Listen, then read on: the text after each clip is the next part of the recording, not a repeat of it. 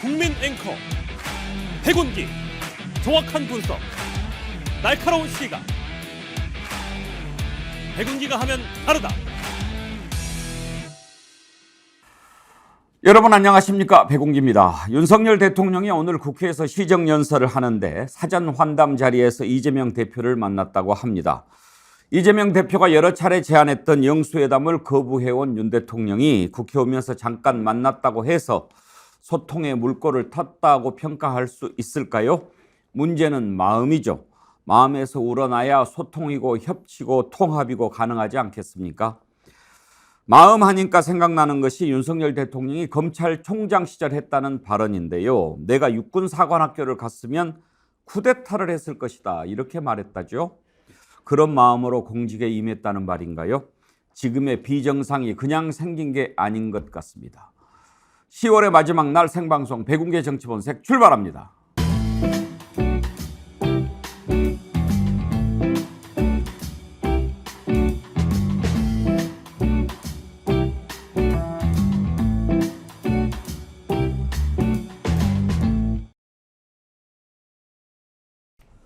네, 오늘 함께할 네 분 패널 소개하겠습니다. 김철근 전 국민의힘 당대표 정무실장, 양문석 언론학 박사, 김유정 전 민주당 의원, 서정욱 변호사 함께합니다. 어서 오십시오. 안녕하세요. 저 불만이 있어요. 말씀하십시오. 왜 진짜 언론학 박사라고 자꾸 소개를 하는지 모르겠어요. 저 안산 상록가 평당원인데 앞으로는 안산 상록가 평당원으로 좀 소개해 주십시오. 당협위원장은 누구예요? 전해철 의원이고요. 예. 저는 평당원인데 왜 이 의미도 없이 언론학 박사라고 소개시켜 주세요, 맨날. 본인이 언론학 박사로 소개해달라고 부탁해가지고 그렇게 만들었잖아요. 그 전에 뭐 통영 그 당협위원장일 때. 제가 이야기를 하지 않으면 이거 안 바꿔주는 거예요? 아니, 본인이 원하는 대로 해달라고 지금 우리가 해서 언론학 박사로, 그래서 언론학 박사로 소개를 하니까 많은 사람들이 물어봐요. 정말 박사만요? 얼굴이 영 박사 아닌 것 같은데. 죄송합니다. 얼굴은 박사가 아니지만 학이 있습니다. 그래서 제가 여러 사람한테 질문 많이 받아요. 죄송합니다. 정말 박사예요. 박사죠. 그것도 아주 그 언론학의 최고인 성균관대에서 언론학 박사 따신 분이다. 그리고 실력 있다. 정말이요? 뭐 이렇게 많이 물어봐요. 사람들이 양박하니까 어떤 사람이 그렇게 물어봐요. 정말 고스톱 잘 치나 봐요.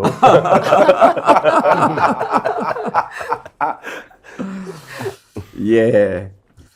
안산 어디? 갑. 상록갑입니다. 안산 상록갑. 예. 그쪽에 출마하실 모양이죠? 안산 상록갑 평당원이라고 이야기해 주세요. 평당원 소개하고 그런 경우가 어디 있어요? 패널들 소개할 때 당협위원장 정도 돼야 그거를 직책으로 소개하는 거죠. 우기지 좀 마세요. 저도 평당원이어서 그렇게 소개 안 해주시잖아요. 아무튼 양문석 박사께서 왜 그러는 줄은 알겠는데, 예. 알겠습니다. 예. 예, 부탁드립니다. 열심히 하겠습니다. 윤석열 대통령 국회에서 새해 시정연설 했습니다. 지금 저희가 영상을 입수해서 준비를 하고 있는데요. 준비되는 대로 보여드리도록 하겠습니다만, 오늘 국회에 오는 자리에서 야당 대표 만났습니다. 이재명 대표와 환담을 했다고 그러는데 자세한 내용은 제가 아직 못 봤는데 혹시 들은 얘기 있어요? 얼마나 만났는지? 환담 내용은 없고요. 어쨌든 사진이 이제 계속 속보로 뜨고 있는데요. 예. 대통령과 국회의장 그리고 오른쪽에 이재명 대표, 김기현 대표, 이정미 대표 이렇게 당 대표들이 이제 주로 앉아 있는 이제 이 모습이고, 환담에 대한 내용들이나 그 부분들은 아직까지 속보가 안 나온 걸로 알고 있습니다. 예. 저도 사진 봤는데 그냥 여야 지도부하고 이렇게 앉아 있는 모습만 봤네요. 윤석열 대통령, 김진표 국회의장, 그리고 이재명 대표, 김기현 대표. 근데 그 사진을 보면요. 예. 윤석열 대통령의 시야에 이재명 대표는 안 보입니다. 아하. 왼쪽으로 쳐다보면 김진표 의장이 보이고 그 뒤쪽에 이재명 대표가 보이기 때문에 윤석열 대통령의 시야에서는 이재명 대표가 빠져 있습니다. 아무튼 그래도 그렇게까지 볼 건 아니고요. 너무 의도적으로 그렇게 설명하는 건데 그건 아닌 것 같고 왜냐 국회의장실의 그 접견실에서 아마 뵀을 것 같은데 한쪽은 정치권 인사들 쭉 하고 한쪽은 정부 오부 요인들 이렇게 앉아서 그 아마 시정연설 직전에 간단하게 아마 그 환담하는 그런 걸 거예요. 그래서 아마 관례적으로 했던 수준을 벗어나지 않았을 거 아니에요. 아니 내가 그 관례적으로 그 근데 벗어났다는 뭐 게 아니 아니고 그게 시야에서 보이냐 안 보이냐 아니, 해서 근데 자꾸 딱 사진을 딱 의도적으로 아니 마치 그렇게 한 것처럼 얘기할 필요는 없다. 이거지. 의전의 서열로 앉았는데 이제 두 사람이 만나기를 바라는 많은 국민들이 있잖아요. 그리고 이따가 들어보겠는데 오늘 시정연설 할 때 저는 그 부분이 좀 눈에 띄더라고요. 맨 앞부분에 대체로 이제 연설할 때 뭐 존경하는 국민 여러분, 또 국회의장님, 의원 여러분 뭐 이렇게 하는데 오늘은 여러 사람을 호명을 하더라고요. 민생과 국가 발전을 위해 쓰시는 김진표 국회의장님, 김영주, 정운택 국회 부의장님, 그리고 이재명 대표님, 이정미 대표님, 김기현 대표님, 홍익표 원내대표님, 윤재욱 원내대표님, 그리고 여야 의원 여러분 이렇게 여야 지도부까지 다 호명을 해서 하는데 이런 경우 별로 없지요. 전 처음 들어보는 것 같은데요. 그렇죠? 예. 뭘 해도 처음이군요. 그런데 이제 제 기억에는 이재명 대표를 국회에 와서 어찌됐건 만난 건 처음인 것 같아요.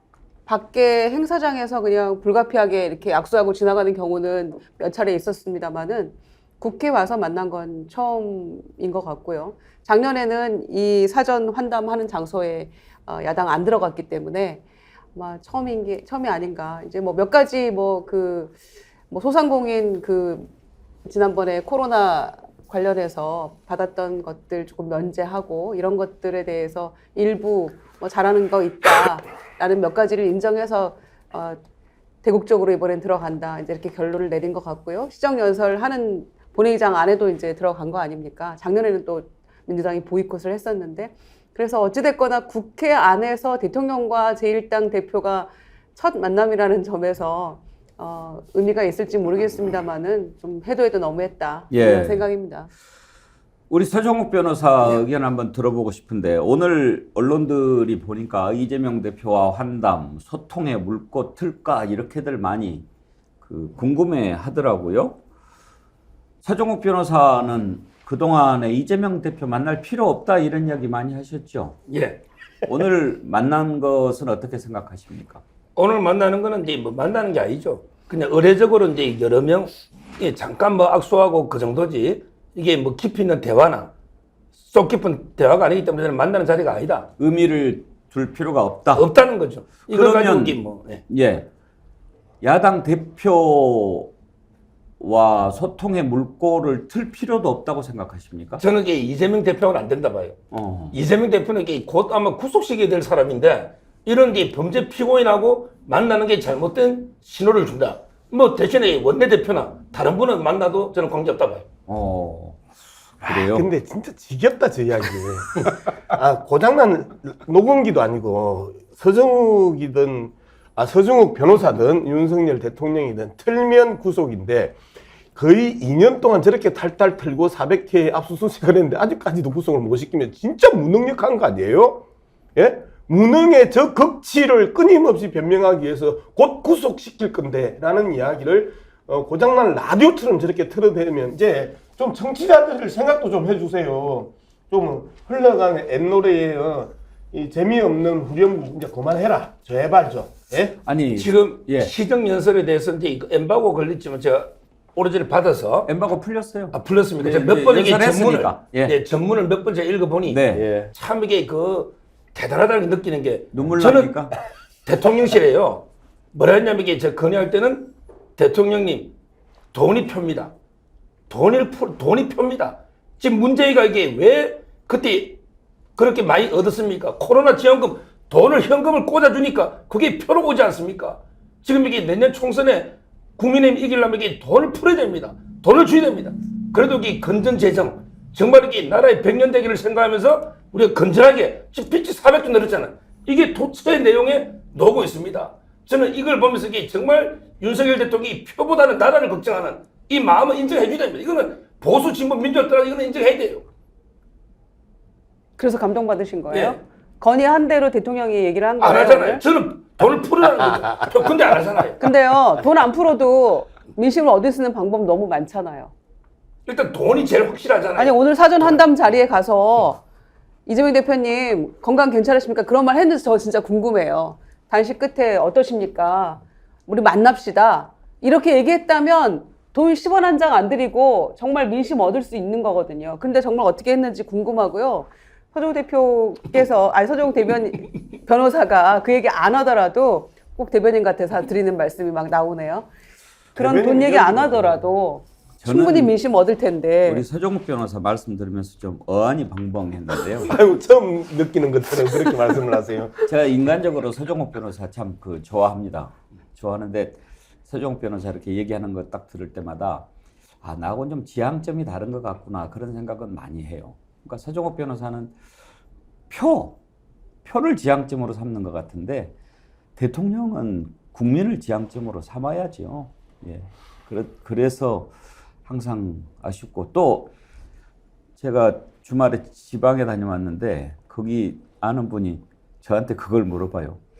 서정욱 변호사 이렇게 얘기하는 거 보면 참 그런데 그 본심이에요 아니면 방송용이에요? 그렇게 물어보더라고요. 그래서 그건 제가 대답을 해줘야 돼요. 뭐예요? 서정욱 변호사가 방송에서 이야기하는 것은 방송용입니다. 진심이 아닙니다. 난 본심으로 생각하고 본심이라고 이야기했는데 내가 제가 잘못 얘기한 서정욱 건가요? 거의 이제 한 10년째 만나는데 예. 방송의 발언이고 공개적인 발언이지 진심이 아니다. 저는 그렇게 생각합니다. 아니 저는 그렇게 안 들었는데 서정욱 변호사 겉과 속이 다른 사람 아니잖아요. 본심인 것도 있고 방송용 것도 있고. 대답을 이야기해 주셨어요. 우리 서정욱 변호사 나오면 제가 물어보고 싶은 게 많은데 한 가지 좀 더 물어봐도 되겠습니까?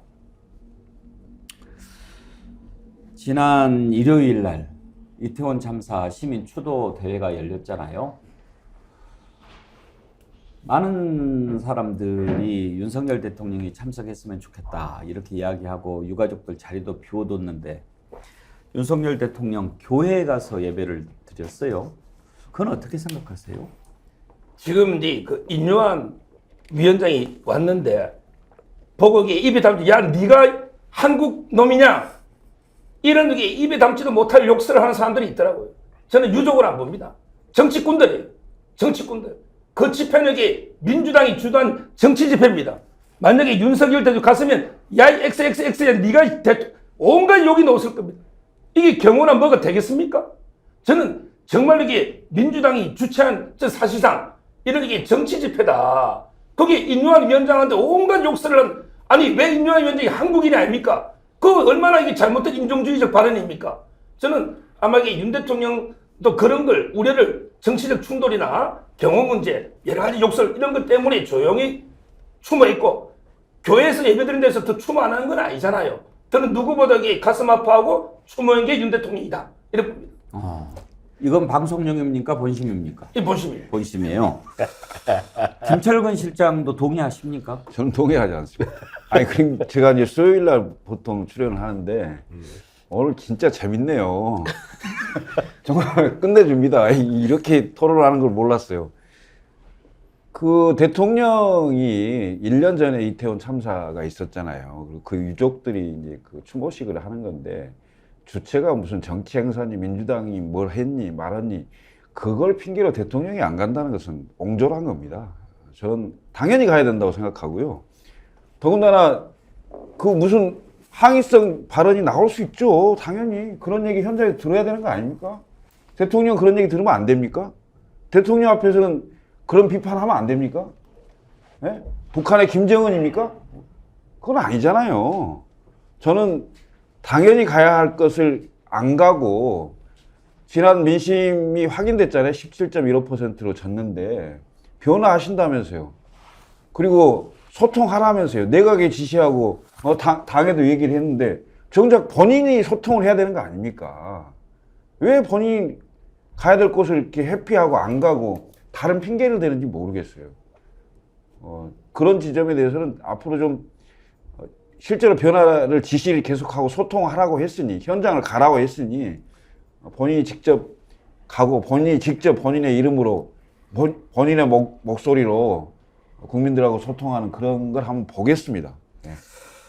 예, 제가 궁금해서 물어봤는데 서정욱 변호사가 그 부분도 또 그렇게 설명하시니까 어안이 더 벙벙합니다. 정청래 최고위원이 그렇게 물어보더라고요. 윤석열 대통령은 두통이 생기면 배를 긁습니까? 그러던데 유가족들을 위로하는 그런 추도의 마음이 있다면 유족들을 만나야죠. 그리고 경호가 걱정이 돼서 안 갔다고 그러면 그 교회에서 예배를 드릴 테니까 유족들을 그쪽으로 오시게 해도 방법이 될 거고, 아니면 용산 대통령실로 모셔가지고 얘기도 할 수 있고, 영빈관 자주 쓰잖아요. 거기에서도 할 수도 있고, 가족을 만나고 싶은 마음이 있느냐 없느냐가 중요하지, 거기 가면 봉변당할까봐 경호 문제 때문에 정치적 성격이 있어서 이런 것들은 다 핑계 아닌가, 저는 그렇게 생각이 됩니다만, 또 서종욱 변호사님처럼 생각하는 분도 계시고 저같이 생각하는 놈도 있고 뭐 그렇죠. 근데 저는 서정욱 변호사의 본심이 아니라고 생각을 해요. 왜 그러냐면요, 기본적으로 논리적으로 문제가 발생한단 말이에요. 저렇게 발언을 하면 욕먹을 짓을 왜 해? 책임을 졌으면 되고 책임자 처벌을 했으면 되고, 그리고 거기에서 진상 규명을 제대로 밝혔으면 되고 재발 방지 근본 대책을 갖다가 선언했으면 되고, 그리고 국민 앞에 유가족 앞에 사과했으면 되는 거예요. 그런데 한 번도 사과도 한 적도 없고 책임자 처벌을 한 적도 없고 진상 규명을 한 적도 없어요. 1년 동안. 그래 놓고 욕먹을까봐 안 갔다, 어전상 안 갔다, 이렇게 이야기하는 서정욱 변호사는 스스로가 잘 알면서도 궤변을 던졌다. 저거는 방송용이다. 본심이 아니다. 저는 이렇게 평가해 줍니다. 네. 그러니까 유가족이나 그 추모제에 함께한 국민들도 다 같이 우리 국민인데, 국민이 늘 옳다라고 바로 며칠 전에 대통령이 얘기한 거 아닌가요? 가로 열고 나를 지지하는 국민만 옳다가 아니라면 현장에 가서 그 유가족들 마음을 좀 보듬어주고, 내가 잘못했지만 지금부터라도 잘하겠다라는 말 한마디 하는 게 그렇게 어려웠을까요? 그러니까 어렸을 때 추억팔이도 아니고 예정에도 없던 추모 예배를 끼리끼리 가서 자기네끼리 앉아가지고 거기서 가장 슬픈 날이라고 이야기하는 게 그게 무슨 의미가 있습니까? 그러니까 인간으로서 기본적인 공감, 또 위로, 뭐 이런 마음 자체가 없는 분이 아닌가 싶어서 참 절망스러웠습니다. 저는 그 모습 보면서 딱 그렇게 한마디 생각해 놨어요. 참 이상한 대통령이다. 참 이상하다. 이상해요. 이상해. 이상해요. 직각하시고요. 자, 앞부분에 제가 윤석열 대통령 시정연설 관련 부분 영상 들어오는 대로 전해드리겠다고 했더니 댓글에 제발 틀지 마세요. 서정욱도 버거워요. 뭐 이런 거 아니에요? 그 연설은 그런데 제발. 이제 저희가 조금 얘기를 해야 되니까 참고 한번 보시죠. 잠깐 오늘 앞부분에 저희가 좀 설명을 드릴 이유가 있어서 보여드리는 거니까 참고 한번 보십시다.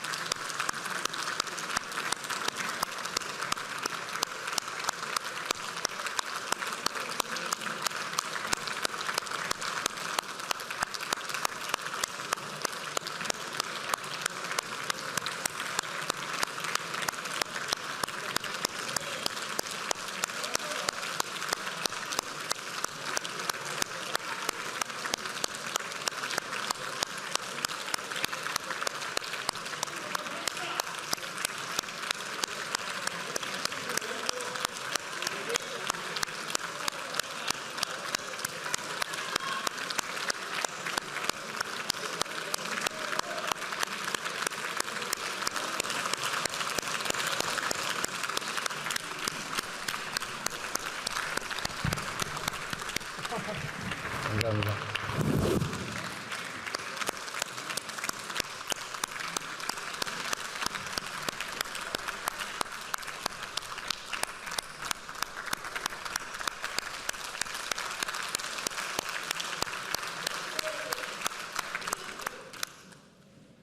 존경하는 국민 여러분, 민생과 국가 발전을 위해 애쓰시는 김진표 국회의장님, 김영주 정우택 부의장님, 또 함께해 주신 이재명 더불어민주당 대표님, 이정미 정의당 대표님, 김기현 국민의힘 대표님, 홍익표 민주당 원내대표님, 윤재옥 국민의힘 원내대표님, 그리고 여야 의원 여러분, 저는 오늘 정부의 국정 운영 방향과 이에 터잡은 내년도 정부 예산안을 국민과 국회에 설명드리고자 합니다.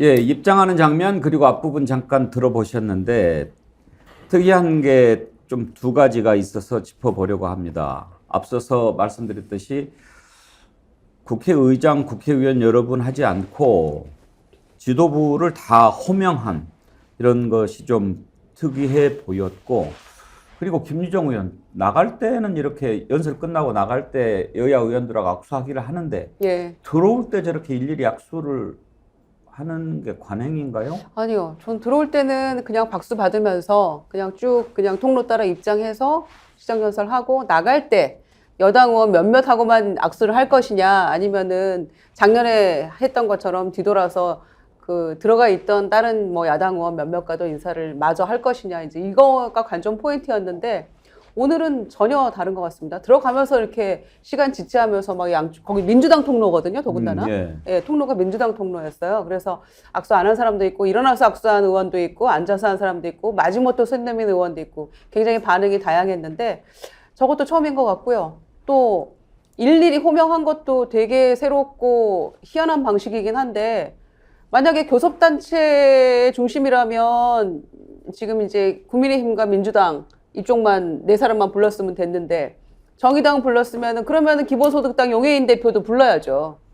아직 합당 안 한 시대전환 누구도 불러야 되고, 뭐 기준이 뭔지도 모르겠습니다. 국회 경력 30년이 넘는 김철근 실장님 어때요? 저렇게 하는 게 일반적입니까?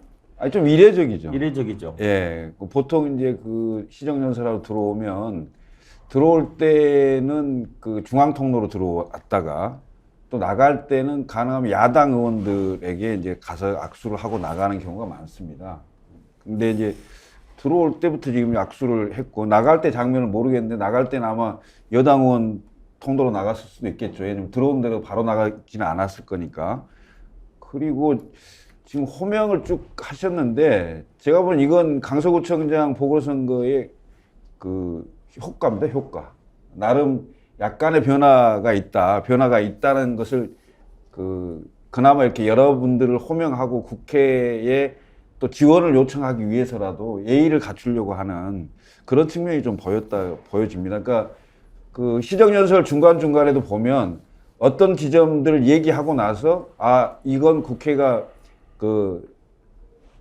많이 도와주셔서 감사하다. 이런 표현이 몇 개 있어요. 한 서너 군데 있더라고요, 보니까. 그건 전에는 하지 않았던 표현들이에요. 근데 이런 부분들이 약간의 변화의 지점인데, 저는 변화를 할 거면요, 확 해야 된다고 보여요.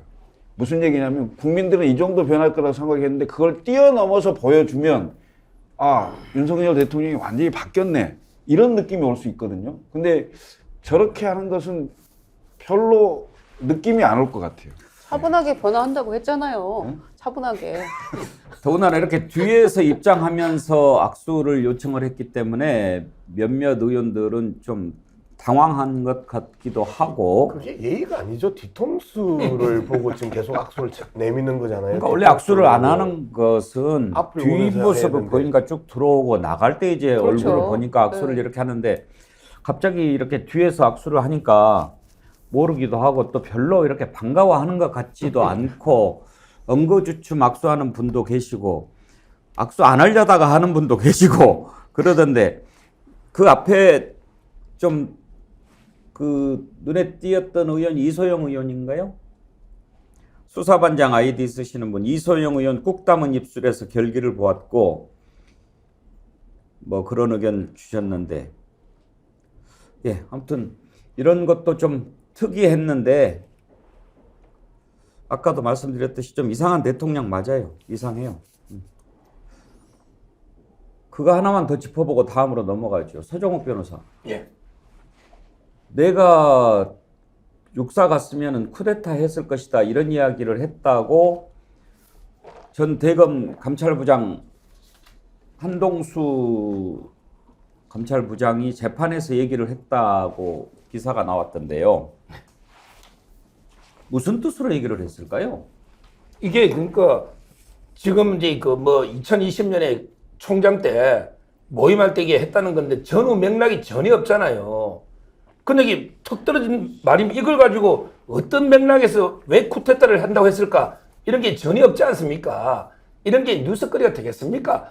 왜 사석에서 뭐 술자리 같으면 이게 무슨 말을 못 합니까? 내가 이게 뭐 어느 대학 갔으면 뭘 했다. 이런 게 저는 공격 소재로 어제 그 한동수 이분이요. 손준성 고발 사주 사건의 정인 놓가지고 이런 이제 그 말을 했는데 아무 맥락도 없는 의미도 없는 이런 얘기 저는 정언을 왜 하는지 이 고발 사주 사건하고 아무 관계도 없잖아요. 도저히 납득이 안 되는 인신공격이 아닌가 이래 보입니다. 왜 했는지 잘 모르시죠? 손준성 고발 사건이 나와서 예. 그때 2020년에 모임할 때 자기 옆에서 들었다는 거예요. 예. 이거하고 이게 고발 사주 사건하고 무슨 관계가 있냐 이 말이에요. 그러니까 무슨 관계가 있는지 잘 모르시죠? 관계가 없다 봐요. 저는. 아니, 그러니까 왜 이런 발언을 했는지 궁금하잖아요. 예. 그 맥락은 잘 모르잖아요. 법정 증언에서 왜 이런 얘기가 나왔는지. 그렇죠. 예. 저도 잘 몰라요. 예. 그러니까 맥락을 안다면 좀 이해가 될 것 같은데 일단 이 부분만 나와서 저도 궁금하더라고요. 근데 이런 이야기를 왜 했는지는 잘 모르겠지만 한동수 부장님. 다만 윤석열 대통령이 이 발언을 했다고 얘기를 했잖아요. 그러면 그게 팩트라고 한다면 왜 그런 발언을 했을까? 그게 이제 궁금해서 여쭤본 건데 혹시 서정욱 변호사하고도 개인적으로 가끔 만나고 그랬는데 그런 얘기 안 합니까? 저는 들은 적이 없고요. 예. 일단 이게 윤 대통령이 그 말을 왜 했는지 그 맥락이 예. 안 나타난다 이거죠. 아니, 그러니까 저도 궁금하다니까요. 예, 저도 술자리 가서 지금 이게 이 야당 놈들 한심하니까 확 정치파 썰어버려야 되겠다. 뭐 이 술자리에서 무슨 말을 못해요. 그랬을 것 같기도 해요. 예, 그걸 예. 가지고 이게 뭐 쿠데타를 그게 뭐 말도 안 되는 그런 기사죠. 근데 이제 여기 나와 있는 내용만 보면 확 쓸어버려야 되겠다, 쿠데타 했을 것이다 하고는 조금 맥락이 내용이 뉘앙스가 다른 게 이렇게 얘기를 한 걸로 증언을 했어요. 윤 대통령이 당시 만일 육사에 갔으면 쿠데타를 했을 것이다. 쿠데타는 검찰로 치자면 부장검사인 당시 김종필 중령이 한 것이다. 이렇게 얘기를 한 거예요. 예. 그러니까 뭐 맥락은 잘 모르겠지만 검찰총장이 사석에서 내가 육사 갔으면 쿠데타 했을 것이다. 이런 발언을 했다면 우리가 생각하기에 저런 생각으로 공직에 임했는가 그런 생각이 들어서 근데 얼마나 정치판에 실망을 했으면 확 썰어버리겠다. 정치판을 확 뒤엎어버리겠다. 뽀개버리겠다. 예, 뭐 이런 게 의미를 했지 않을까 싶긴 예. 한데 전후 맥락을 모르니 제가 뭐 논평이 좀 어렵습니다. 쓸어버리고 뽀개버리고 이런 거를 좋아하나 봐요, 김철근 실장. 좀 거칠잖아요. 그 발언 자체가. 그 녹취록에도 나왔지만 이준석은 3개월짜리고 줄 세워서 뭐 마음에 안 들면 그당 뽕해버리고 뭐 새로 만들면 된다는 취지의 그런 얘기도 하고 그리고 지금 이게 그 쿠데타 얘기를 해서 그런데 그때의 이제 나이나 이런 걸 한번 보십시오. 그런 그 육사를 가게 됐을 때 그때는 보통 70년대 정도 되지 않을까요? 지금 보면 그런 사고 방식이라는 게 결국 윤석열 대통령이 최근에 막 이런저런 얘기하면서 반공 전체주의 얘기하고 뭐 반국가 세력 얘기하고 이런 것들이 사실상 그 젊었을 때부터 그런 것들이 쭉 좀 그 어찌 보면 그분 입장에서는 일관성이 있는 생각이 아닌가 이런 생각이 들어요. 예? 그래서 그게 뭐 어떤 분들은 어떤 참모들의 조언에 의해서 뭐 이렇게 생각이 바뀌었다 이렇게 하기도 하는데 제가 보기에는 젊었을 때부터 그런 사고방식이 굉장히 뿌리 깊게 자리를 잡고 있는 게 아닌가. 그래서 사실은 대통령이 되고 정치인으로 변모했는데도 불구하고 그렇게 완전히 앞뒤가 막혀 있는 상황이라면 대단히 위험하고 힘든 상황이 더 올 수도 있다 이렇게 보여집니다. 참 이상한 대통령이에요, 그렇죠? 네. 그러니까 그냥 뽀개버리고 날리고 구테타 얘기도 하고 그러니까 대선 때도 어퍼컷하고 요새도 하고 그러는 게 아닌가 싶습니다. 그러니까 뭐 통합이나 화합이나 평화 이런 얘기는 없고 그냥 증오와 극단주의 이런 것만 난무하고 있는 것 같고요. 그래서 어제 국무회의에서도 정부와 국민 사이에 콘크리트 벽이 있어서 이 국민들의 절규에 신속하게 응답해야 한다라고 얘기를 했다는데 정작 국민과 대통령 사이에 철벽을 치고 있는 당사자가 대통령 아니신가요? 그런 점을 스스로 반성하는 모습 좀 보여주셨으면 좋겠는데 계속해서 전 정부 아니면 이제 정부 탓하는 것 같아요. 장관들 똑바로 해라 이런 얘기하면서 본인의 책임을 무한 비껴가고 있는 모습인 것 같아서 예. 안타깝네요. 박노수님, 육사 가려면 걸음걸이부터 고쳐야 할 듯. 에이, 고등학교 때 저렇게 걸었겠습니까? 검사하다가 저런 걸음걸이 생겼겠죠. 그것도 있잖아요. 부동지는 육사 못 가. 그래서 어차피 못 갈 것 이렇게 한번 얘기해 본 건가요? 자, 시정연설 안 됐겠네. 관련해서 윤석열 대통령 살펴봤는데요. 아까도 말씀드렸지만 마음입니다. 마음. 정말 그 협치를 하고 시정연설하러 온 것은 이제 이렇게 정부가 예산을 짰으니 잘 통과시켜 주십시오. 이렇게 부탁하러 오는 거 아닙니까? 그런데 오늘 시정연설의 맨 마지막 문장이 이겁니다. 지금 우리가 처한 글로벌 경제 불안과 안보 위협은 우리에게 거국적, 초당적 협력을 요구하고 있습니다. 당면한 복합 위기를 극복하기 위해 힘을 모아주시길 부탁드립니다. 우리가 처한 글로벌 경제 불안과 안보 위협은 우리에게 거국적, 초당적 협력을 요구하고 있습니다. 옛날 개그 프로 대사가 생각이 나는 건요. 그걸 아는 사람이 그래 뭐 이런 거 있었죠. 개콘이 부활한다 그러네요. 왜요? 개콘이 부활하면 그 시청률 제로예요. 대통령이 더 재밌는데요. 뭐라고? 다음으로 넘어갑시다. 아까 김철근 실장 발언할 때 궁금했는데 이번에 국민의힘 혁신위원회가 혁신 안건 1호로 대사면 이렇게 이야기했는데 김철근 실장도 지금 징계 중인데 사면 대상에 들어갑니까? 대상자라고 언론에 났던데요. 아 그래요? 네. 그러면 4명입니까? 사면해주는 사람이 이준석, 김철근, 김재원, 홍준표? 아마도 그 정도. 이현주 돼 있죠. 누구요? 주의 촉구 이현주. 이은주? 네, 주의 촉구. 주의 촉구. 그건 뭐 별 의미가 없는 거고요. 그건 당원권 정지보다는 낮은 거죠. 예. 예, 예. 그 소식을 듣고 막 감동해서 눈물이 나오고 막 그러진 않았습니까? 열받죠. 아니 나는 경찰의 수사를 다 받았어요. 그래서 작년 10월 13일 날 혐의 없음 불송치 결정을 받았단 말이에요. 그 결정서를 그 당에 그러니까 윤리위원회에 제출을 했어요. 제출하고 재심을 해달라 했거든요. 그럼 수사기관의 수사가 끝나서 종결이 됐는데 아무 문제가 없고 혐의 없으면 당연히 윤리위원회 그 제재 조치를 해제해줘야 되잖아요. 근데 아예 각하를 시키고 논의 자체를 안 해줬어요. 그리고 그대로 유지를 하고 있는 건데 지금 이제 와서 혁신위원 1호 안건으로 그걸 했다는데 이건 제가 어떤 생각이 드냐면 보다 근본적인 문제로 접근하는 것을 막는 거예요. 무슨 얘기냐면 강서구청장 보궐선거에서 17.15%로 대패를 하고 난 이후에 그 원인과 책임이 어디에 있는지 이것을 얘기를 해야 되잖아요. 일본이 사실은 대통령의 책임하에 대통령의 얼굴로 선거 치른 겁니다. 그러면 대통령의 국정운영 기조를 바꾸는 게 1번입니다. 두 번째는 대통령의 국정운영 그 기조에 따라서 단 1cm도 벗어나지 못하고 당 지도부가 그대로 같이 당정일체 강화를 해왔던 이 고리를 끊어야 되는 거예요. 두 번째가. 세 번째는 앞으로 있을 총선에서 대통령과 대통령실에서 공천에 영향을 미칠 수 있는 그 고리를 없애야 됩니다.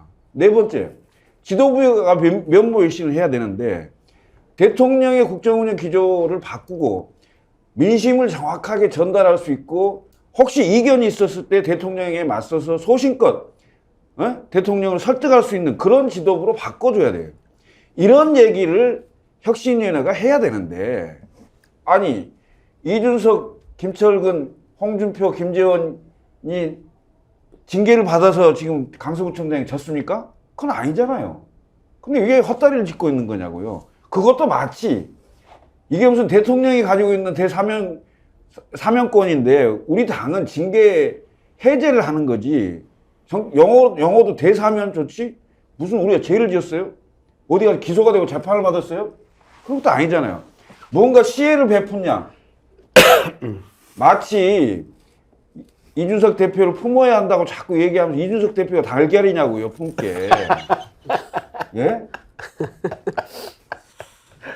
예, 지금 말씀을 들어봤는데 서종욱 변호사 이번에 사면이라고 표현하니까 김광식님도 방금 김철근 실장 말씀하시기 전에 그런 글을 주셨어요. 사면이 뭔 개풀 뜯어먹는 소리냐, 무슨 권한으로 사면이라고 하냐, 사면은 대통령만이 할 수 있는 권한 아니냐, 당에서는 사면이라고 안 하고 그냥 징계 처리라고 해야 되는 거 아니냐, 그렇게 얘기를 주셨는데, 서종욱 변호사 이번에 대상이 4명이라고 그러는데 김재원 전 최고 빼고 이준석, 김철근 실장, 홍준표 시장 다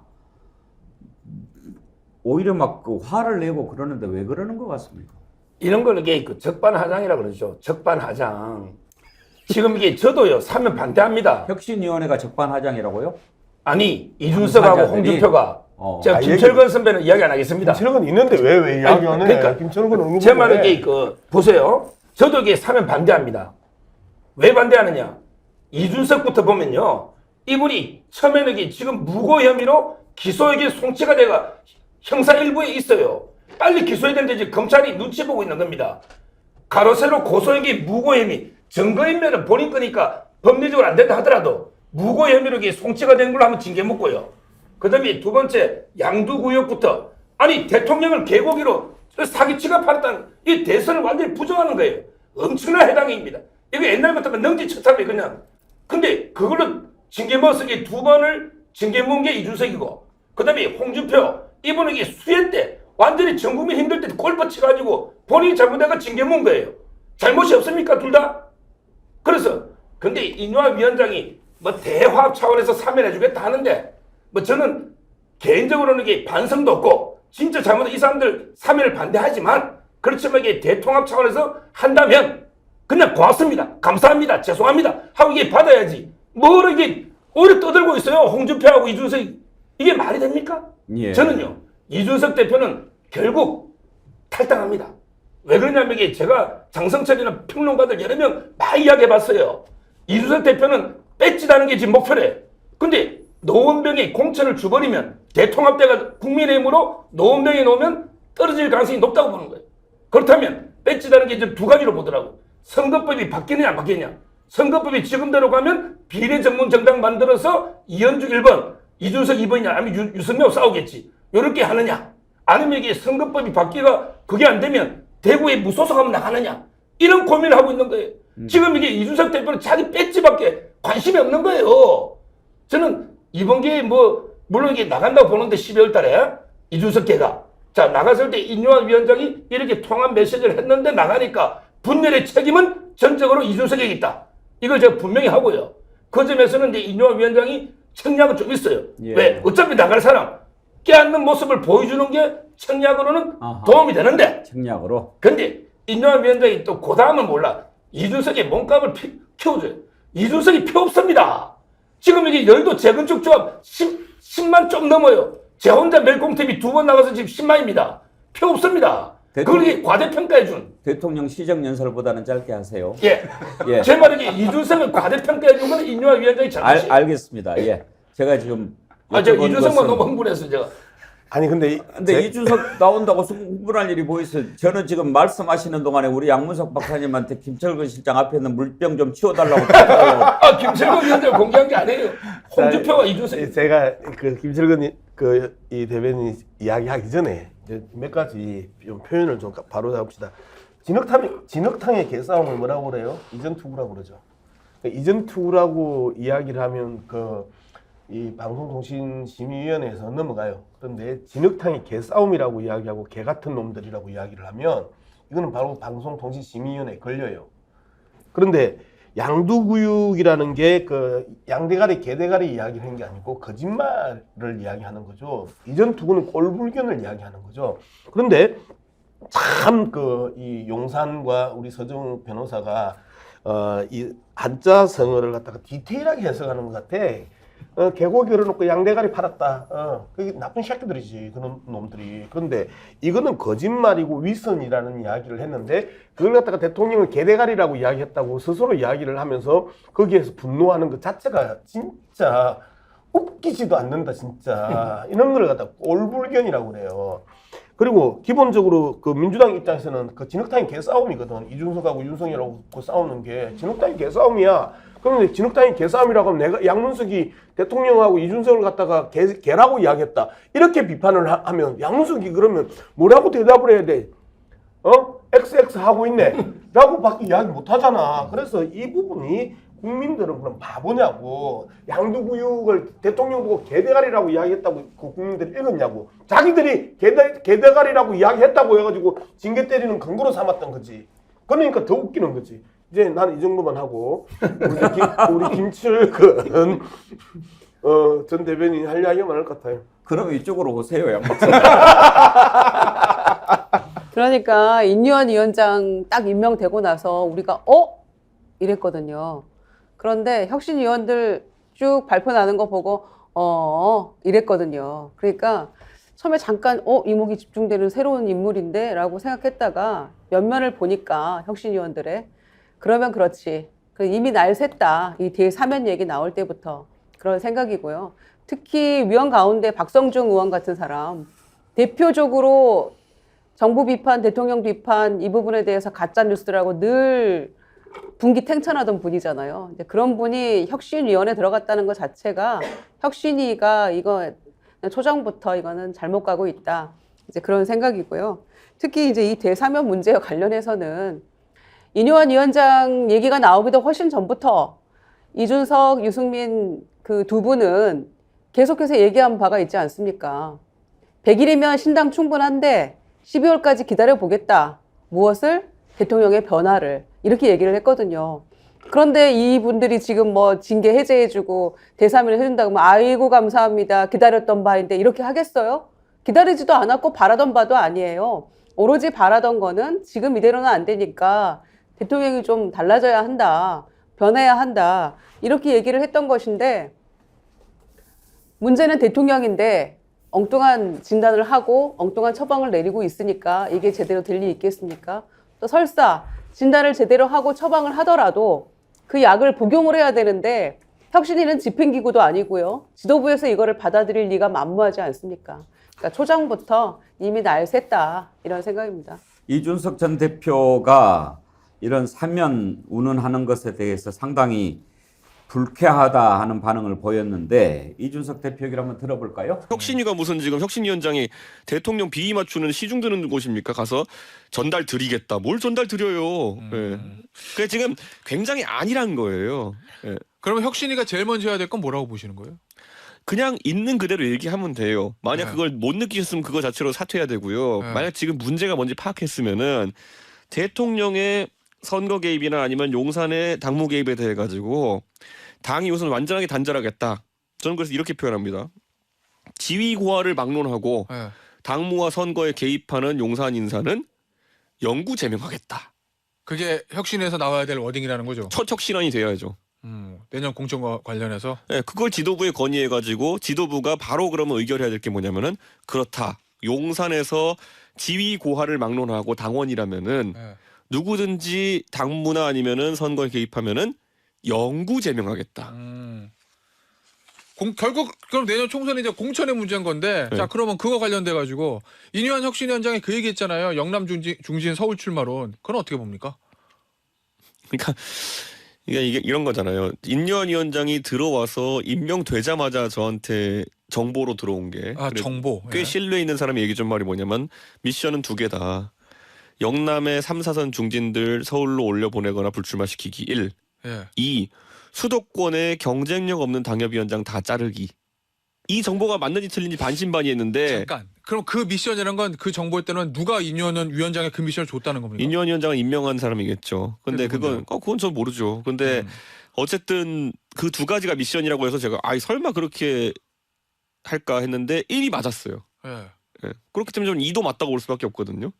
수도권의 경쟁력 없는 당협위원장을 잘라라. 근데 이게 현실인식상으로 얼마나 웃긴 거냐면요. 예.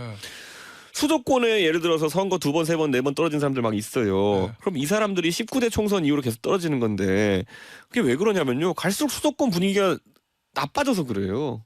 혁신위원회가 할 일은 이거다. 네. 지금 이렇게 이야기하셨는데 이준석 대표하고 생각이 같은 것 같군요. 네.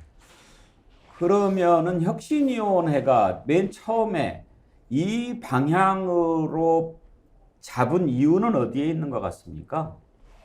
그건 근본적인 문제를 말하기 어려웠겠죠. 그걸 피하는 거고요. 그 다음에 이게 그 사실 화약고 같은 관심을 가질 수 있는 안건을 던진 건 맞아요. 그러니까 그게 이제 이른바 그 대사면론이라고 표현을 하는 그거하고 영남 다선 중진 의원 수도권 험지 출마론 이건데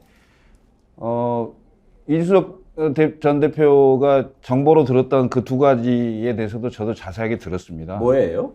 첫 번째가 영남 다선 중진 험지 출마론. 예. 두 번째가 수도권 원외 당협위원장 물갈이. 이겁니다. 이 두 가지인데 이 두 가지를 지금 인유한 위원장이 하나는 먼저 던졌죠. 그러면 예. 지금 그 두 가지 정보라고 하면 예. 영남 다선 의원들 지역구를 서울로 옮기도록 하라고 하는 것이 인유한 위원장한테 주어진 미션이다는 거예요? 그럴 겁니다. 그건 임명하는 과정에서 이미 그 두 가지 얘기는 그걸 하는 걸로 조건부로 하는 걸로 이렇게 얘기가 됐을 거고요. 그러니까 그러면은 지금 뭐 신문에 인터뷰를 했는데 예. 그때 주호영, 김기현 이렇게 구체적으로 이름까지 거명했다가 예. 나중에 그렇지 않았다 뭐 그런 이름까지는 안 했다라고 막 빠지고 그러는데 그건 일종의 언론 플레이라고 보시는 겁니까? 저는 그렇게 봅니다. 그러니까 한 20여 명 가까이 되잖아요. 3, 4선 이상이. 그런데 이게 지금 인유한 혁신위원회는 들어왔을 때 좀 충격을 줘야 되잖아요. 당에. 이해관계가 저는 맞아떨어진다고 봐요. 충격을 줘야 되고 용산 대통령실은 용액관, 검액관, 윤핵관이 가야 될 자리가 필요해요. 당선 가능한 지역에. 그럼 영남 TK, PK의 자리를 많이 비워야 되잖아요. 그거에 필요하고 세 번째는 김기현 지도부는 연명을 더 해야 됩니다. 왜? 총선까지는 가야 된다고 생각하니까. 제가 봤을 때 김기현 대표가 농계작전을 쓸 수도 있어요. 당내 반발이 엄청 심하면 좋다. 내 결단하겠다. 그리고 계속 언론에 이 얘기가 나오잖아요. 혁신위원회에서 공식적으로 제안을 하면 그때 내가 말을 하겠다. 김기현 대표가 이 얘기를 하는데 그 얘기는 김기현 대표는 받을 가능성이 있어요. 이번에 김포 서울시 편입 얘기도 예. 하고 그래서 서울 인근에 어디를 보고 있을 수도 있어요. 김포 가려고 그런다 이런 얘기가 많이 나오대요. 그럴 수도 있다고 저는 봐요. 예. 그런 김포를 상황이기 서울로 때문에 편입해 주면은 김포 시민들은 김기현 대표가 해줬네 이렇게 생각할까요? 그럴 가능성이 있죠. 선거 직전이니까 그게 이제 완성되지는 않을 텐데 당론으로 추진하고 그럼 김기현 대표는 어찌됐건 그 당내에 반발하는 중진들을 다 끌어안고 농계작전을 쓸 수도 있다. 이런 게 있고요. 그다음에 두 번째 수도권 원외 당협위원장 물갈이론이 있는데 이건 지금 당무감사하고 연관이 돼 있습니다. 지금 당무감사를 굉장히 세게 하고 있고요. 20군데가 넘는 곳에 거의 지역을 다 찍었다고 하는 얘기도 있어요. 근데 이것은 영남에서 이렇게 올라왔을 때 경쟁력이 있을 것이냐? 나는 경쟁력이 없다고 봅니다. 왜? 지금 우리가 영남에 3선, 4선 하시던 분 국회의원 누구 이름 대보라 그러면 거의 몰라요. 알 수도 없고 그분들은 그리고 본선을 뛰었다고 하지만은 수도권의 본선을 뛰어본 적이 한 번도 없어요. 왜냐하면 영남은 우리 당의 지지가 강하기 때문에 경선이나 공천을 받으면 당선이 되기 때문에 본선에서 실수 안 하면 되는 거예요.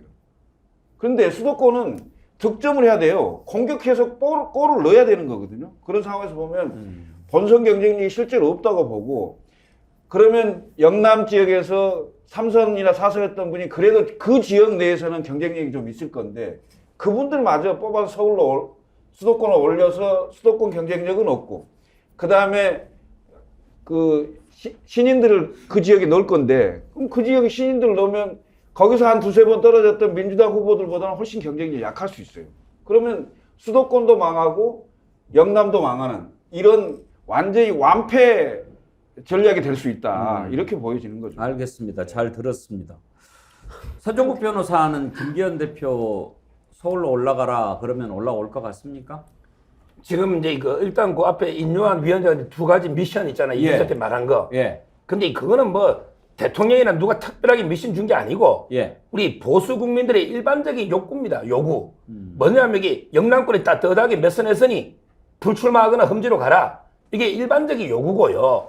그 다음에 당연히 그 수도권에 경쟁력 없는 사람들은 빼야죠. 그래 이기 되니까. 너무나 당연한 두 개를 마치 이게 뭐 대통령실이나 인요한 임명한 사람이 몰래 미션 두 개 준 거 아닌 것처럼 저렇게 왜곡하고 있잖아요. 이준석 대표가. 이게 첫째 문제고요. 그 다음에 두 번째 이준석 대표 말 중에 지휘관을 막론하고 뭐 공천에 개입한 용산을 영구 제명해라. 이러잖아요. 자, 선거에 패배하면 누가 제일 피해봅니까? 선거에 참패하면 대통령이 끝나는 거예요. 대통령이 레임덕이 아니고 데드덕으로 죽은 오리처럼 이게 끝나는 거예요. 참패하면. 자, 그러면 이게 대통령실이 선거에 아무 관여도 안 했는데 패배만 책임을 지라. 이게 말이 됩니까? 본인이 소신껏 대통령실에서 총선을 치르고 나서 패배하면 책임을 져야 되지만 아무 관여도 안 했는데 책임은 대통령실이 다진단 말이에요. 정권이 무너진단 말이에요. 따라서 저는 공직선거법 내에서 대통령이 노골적으로 개입은 안 되겠지만 여러 가지 형태로 옛날에 DJ든 YS든 뭐 어느 대통령이든 총선에 개입하는 대통령의 역대 어디 있습니까? 방법론의 문제지만 법을 어기지 않는 범위 내에서는 저는 이 대통령실이 총선에 진두지휘할 수밖에 없다. 왜? 그래야 책임을 지는 거죠. 권한이 있어요. 아주 어려운 주문이고 상당히 위험한 발언이 될 수 있다는 것은 서종옥 변호사도 아시죠? 예, 그게 정치 현실이다. 우리 이상과 현실은 틀리잖아요. 그러면 법을 바꿔야죠. 뭐 장기적으로 이게 저는 장기적으로 정무직은요. 법 안 예. 바꾸고 그렇게 했다가는요. 탄핵되거나 감옥 가거나 그래요. 지금까지 그랬어요. 근데 청와대가 대통령실이 아무 관여 안 하고 총선에 초연한데 결과에 대해서는 대통령실이 다 책임지라. 이게 맞습니까? 논리적으로. 그 서종욱 변호사 말씀이 일견 논리가 타당한데 법을 만들어서 지금 그렇게 못하게 돼 있잖아요. 그건 말 한마디 잘못했다가 탄핵 의결도 됐어요. 노무현 대통령이. 그러니까 이제 그 부분은 제가 조금 전에 단서를 달았잖아요. 법에 어긋나지 않는 범위 내에서. 그걸 어떻게 할 수 있어요? 그거는 이제 뭐 지도부를 통해서 어떻게 하겠죠. 그건 방법은 또 고민해 봐야 되지만 제가 말하기 그게 안 맞다는 거고요. 그 진짜 어려운 얘기예요. 뭐 김기현 대표나 저는 영남권 중진 차출 있잖아요. 이거 안 됩니다. 제가 통계를 봤어요. 영남권의 중진이 수도권 가서 현재까지 딱 한 명 빼고 전패입니다. 그 한 명이 누구냐? 정몽준이에요. 정몽준. 근데 정몽준은 그때 월드컵부터 워낙 돈도 인기도 있으니까 동작에서 살아남았어요. 그 외에는요. 전부 이게 전멸했습니다. 솔직히 김기현도 태화강 건너면 김기현이 몰라요. 주호영이 금호강 건너면 몰라요. 이분들이 수도권 와서 어떻게 살아남습니까? 강북에. 안 돼요. 그러면 이 말은 무슨 뜻이냐? 제가 여기 취재한 바로는 그냥 용태라. 김기현, 너 여기 사선했으면 울산에 한 번 더 하면 뭐하냐? 이번에 확실하게 김기현 대표 용태해서 그러면 이게 물갈이 확 해버리라. 확. 그래서 총선 승리하면 1등 공신이 김기현이다. 그러면 그때는 총리도 할 수 있고 다음에 대권 기회도 있다. 이렇게 저는 잘 알고 있어요. 결국 이 불출마를 압박하기 위한 수단으로 흠지 이전해라. 이런 요구가 나온 게 아닌가. 태화강 건너면 알아보지도 못하는데 무슨 대권 기회가 있어요. 아니 총선 이기면 총리는 할 수 있잖아요. 네, 대통령실에 줄 수 있는 게 불출마. 그래서 제가 알기로는 이게 김기현이나 주호영이나 실제로 불출마를 대통령실이 원하는데 불출마를 못하니까 흠지이동. 근데 흠지하면 다 죽는다니까요. 그게 전멸하는 거예요. 정몽준은 이길 사람이 없어요. 내가 한 말씀 드리면 그 수도권 선거를 정말 잘 모른다고 보여져요. 그러니까 우리 국민의힘 사람들이 자꾸 무슨 새로운 인물을 넣으면 될 것처럼 얘기를 하는데 집권당은 기본적으로 대통령의 국정운영 지지도로 선거를 합니다. 그리고 아까 그 우리 서정욱 변호사가 자꾸 무슨 뭐 대통령실이 관여도 않고 뭐 책임만 져야 된다 이렇게 얘기하는데 그걸 수사했던 사람이 윤석열 대통령입니다. 국정농단 혐의로 박근혜 대통령이 그 정무수석실을 통해서 총선에 개입한 혐의로 2년 징역형을 받았어요. 그거 누구보다 더 잘 알고 있는 게 윤석열 대통령이에요. 그거 되겠습니까? 그러면 국정운영 지지도를 높일 수 있는 방향을 생각해야 돼요. 예? 그러면 지금까지 1년 6개월 동안 쭉 본인이 하고 싶은 대로 하는 스타일대로 해봤는데 안 되는 거야. 그 국민들이 동의를 안 해줘. 인정을 안 해준단 말이에요. 그러면 기조를 바꿔야 될 거 아니에요? 기조를 바꿔서 민심이 무조건 옳다면서요. 그럼 그 옳은 방향으로 바꿔가야 됩니다. 여권이 할 수 있는 게 뭐예요? 경제 아닙니까? 외교 아닙니까? 그 다음에 예산 집행 다 하는 거 아니에요? 이런 종합적인 선물 세트를 가지고 집권 여당이 국민들로부터 민심을 회복하면 그 자체로 대통령의 영향력을 갖는 것이지. 예? 지금 수도권에 말이에요. 그나마 아까 말씀드렸듯이 지금 강서구청장 선거에 17.15% 졌는데 이게 총선 상황이라고 보면 강서구는 25% 정도 진다고 저는 봐요. 그러면 서울 시내에 당선될 곳이 거의 없어요. 그리고 정당의 득표율 차이가 그 정도 나는데 아무리 똑똑하고 알려진 사람이라도 개인기로 극복할 수 있는 게 5% 10%가 안 돼요. 그럼 어떻게 당선이 됩니까? 다 떨어지는데. 예.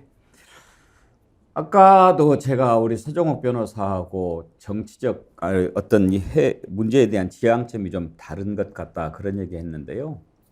저는 그 부분은 동의할 수 없어요. 그러니까 서정욱 변호사가 정치공학적으로 이렇게 접근하는 발언을 많이 하시는데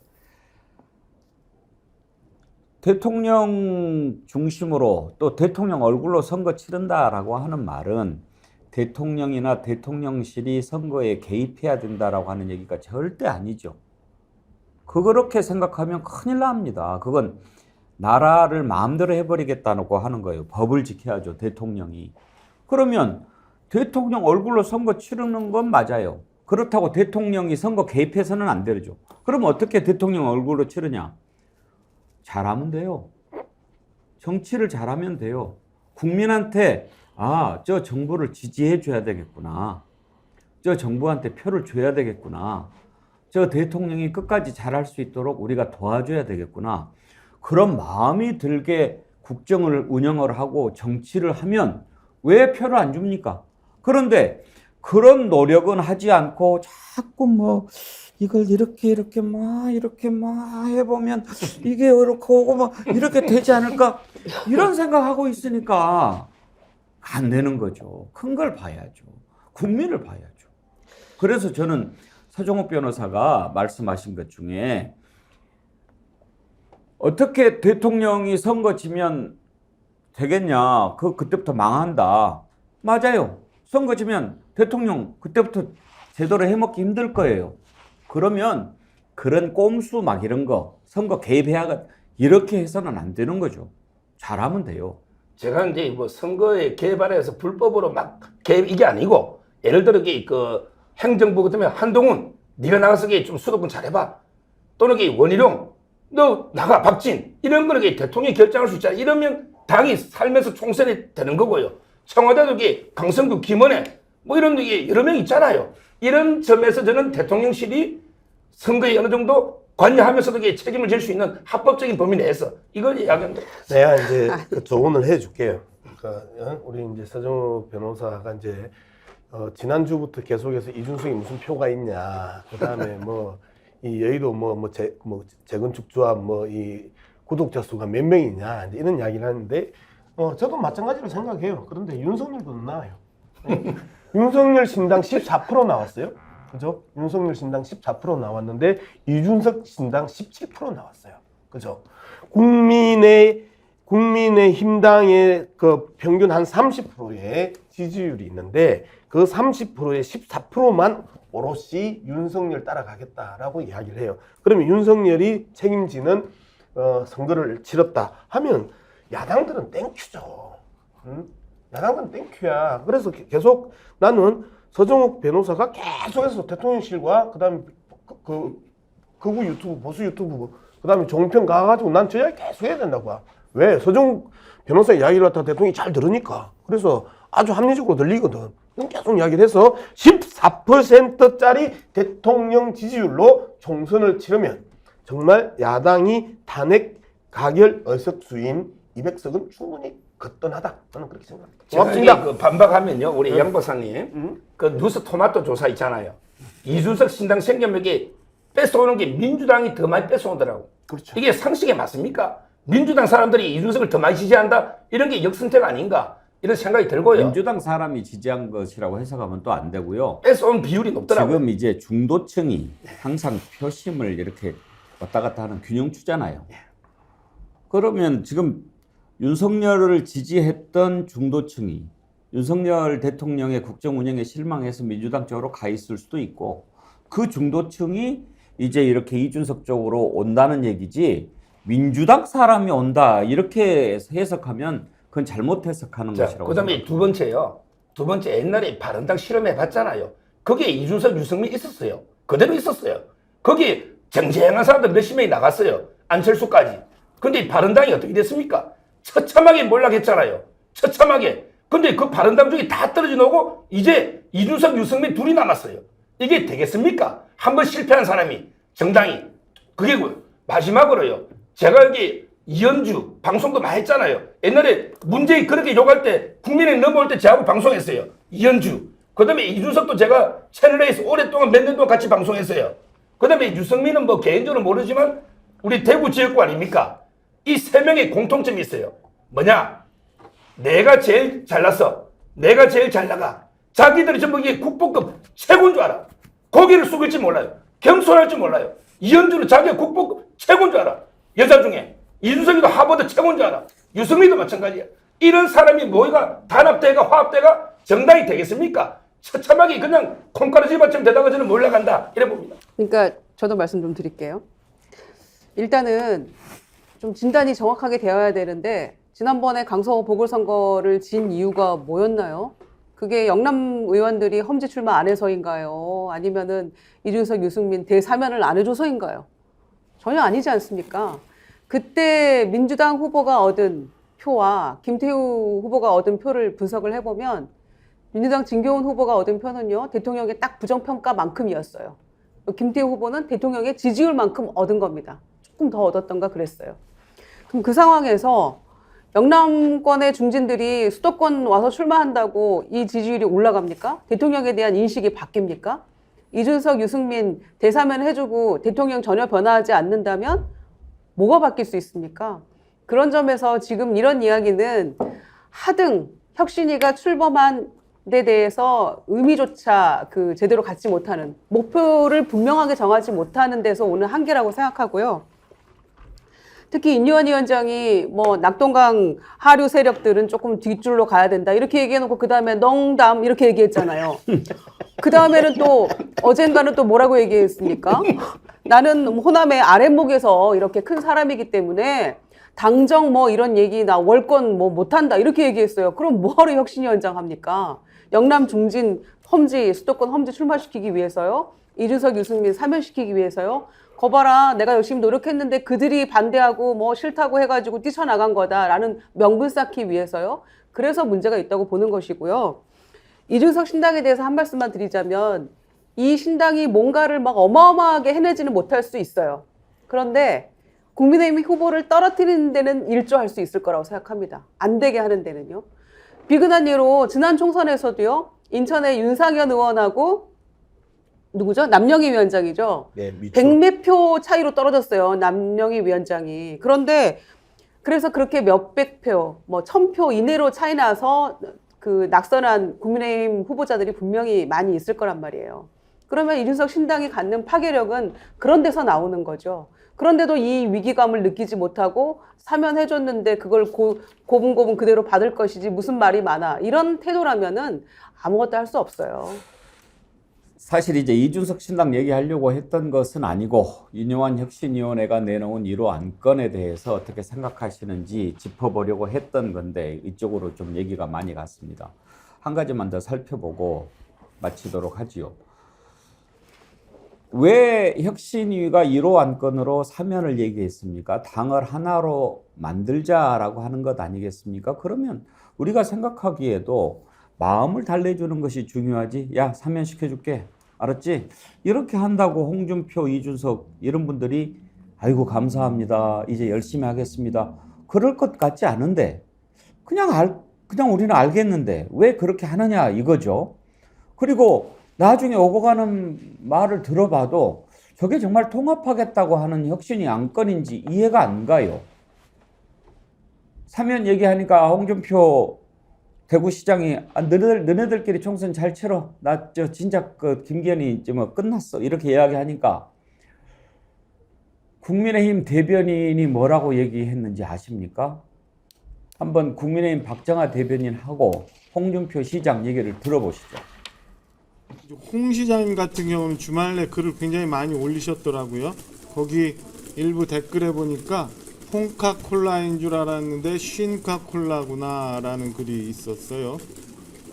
시계를 거꾸로 좀 돌려서 지난 7월로 가면 그 엄청난 빗속에서 그 수해가 엄청 심했던 상황에서 골프를 쳤던 거를 아직도 골프를 쳤던 거를 이제 와서 아무 문제도 없다고 생각을 하시는 건지, 그리고 그때 당시 그 윤리 결정을 했던 각각의 윤리위원님들의 의견도 우리 홍 시장님 좀 들어봤는지 한번 반문하고 싶어요. 그러니까 지금 당이 이것저것 어렵고 힘든 상황인데 그래도 당을 오랫동안 지켜왔던 중진으로서 챙겨주시고 감안하고 해주었으면 하는 부탁이 있습니다. 그러니까 각각의 얘기들을 글을 이렇게 뱉어내듯 막 쏟아내는 거는 자중하셨으면 좋겠다는 개인적인 부탁을 좀 갖고 있습니다. 오늘 아침에 당 수석 대변인이 좀 거친 말로 비판을 했는데 보셨는지. 애들하고 싸우지 않습니다. 돌아가고 있는 혁신기구 안들은 좀 어떻게 보고 계신가요? 거기 관심 없습니다. 당의 어른이신데 당 상황에 대해서 어떻게 당의 어른을 그렇게 대접했습니까? 영당권 중진 의원들 수도권에 출마를 해야 된다라고 계속 이만희 신위원장님께서 얘기를 하고 계신데 그것이 어떻게 평가하시는지. 콜로라도 주의 의원을 워싱턴 DC 갔다 오면 그 선거 됩니까? 시장님 탈당도 시사하시는 건지. 참 불쾌한 질문이다. 내가 이 당을 30년을 지켜온 사람입니다. 4%빼야 안 되는 정당을 되살린 사람입니다. 나왔다 들어갔다 하는 그 지류지천의 실개천이 아니고 나는 본류입니다. 어떻게 그런 질문을 할 수 있어요? 혁신위에서는 대사면을 통합을 위한 거라고 강조하는데 사면이라는 것은 죄 지은 자를 용서해주는 대통령의 권한입니다. 용어 자체가 적절하지 않죠. 단순히 징계 취소해버리면 될 걸 그걸 왜 사면이라는 용어를 씁니까? 그건 대통령의 행위예요. 저는 그를 보고 국힘당 내에 진흙탕 개싸움이라고 하면서 이전투구라고 그래요. 그죠? 그러면 저는 그를 진흙탕 개싸움이라고 하고 이전투구라고 그래요. 제가 박정아를 홍준표를 개라고 이야기를 한 거예요. 그러면 그래서 징계 받아야 돼요? 오늘 뭐 저 발언에 대해서 또 의견을 들어보고 싶지만 시간이 다 돼서 그냥 제가 느낀 걸 한마디 말씀드리고 마치도록 하지요. 왜 저럴까 하는 생각해 봤는데요. 그건 이런 거 아니겠습니까? 국민이 이번 보궐선거에서 보여줬던 민심, 비록 강서구청장 보궐선거지만 저는 국민의 민심이 거의 다르지 않다고 생각합니다. 반성해라, 제대로 해라 라고 하는 것이고, 혁신이 만들겠다고 해서 이제 반성하나 보다 라고 하는데, 반성을 해야 될 사람이 누군가를 좀 잘못 찾은 것 같아요. 우리가 반성합니다라고 해야 되는데 너네들 반성해라 라고 하고 있잖아요. 그러니 핀트가 안 맞는 거죠. 포커스 아웃입니다. 참 이상한 대통령인데 참 이상한 당입니다.